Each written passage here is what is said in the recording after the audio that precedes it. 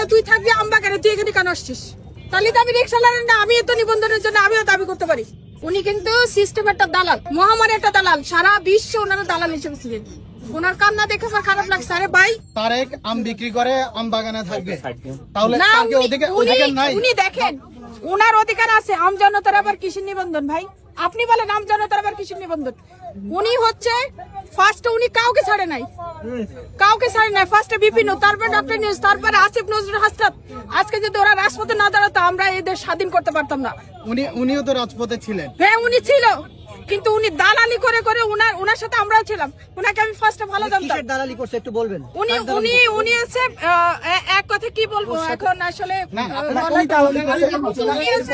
Number one দালাল। এটা হচ্ছে তোমার সাথে কি দালালি করছে? কি দালালি করছে এটা বলো, বলি বলো। তোমার সাথে কি দালালি করছে? তুমি না কথা সংযত করে, তুমি না আপনার সাথে কি দালালি করছে?